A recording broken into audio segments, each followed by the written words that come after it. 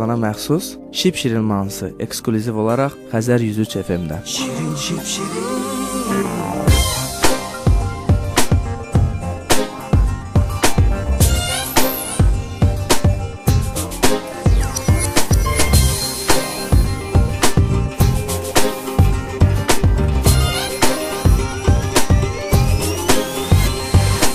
Ağlımı aldın başımdan, hiç utanmırsan yaşından.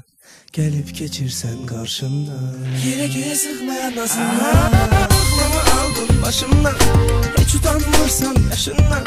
Haberin yok göz yaşımdan, haberin yok, yok, yok, yok.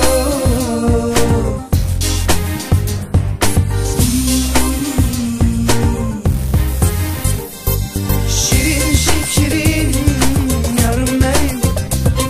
Şirin şipşirin canım benim. Şirin şipşirin şirin balam benim. Şirin şipşirin canım benim.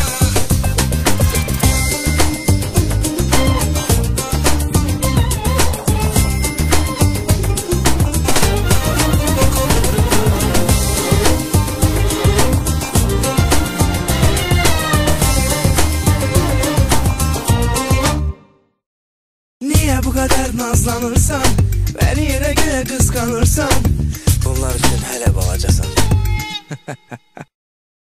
Sen ne kadar nazlanırsan, beni yere göre kıskanırsan? Bunlar için hele balacasan. Ama sevirem seni çok, çok, çok.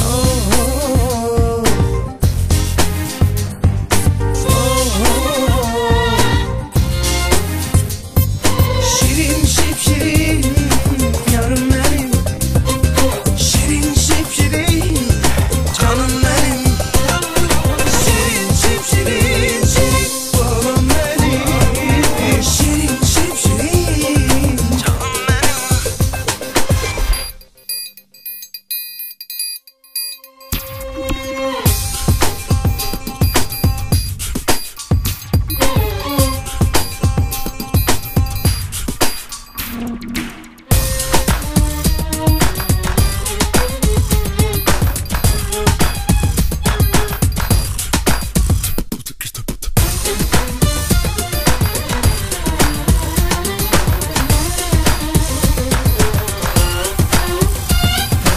Şirin şipşirin yarım benim.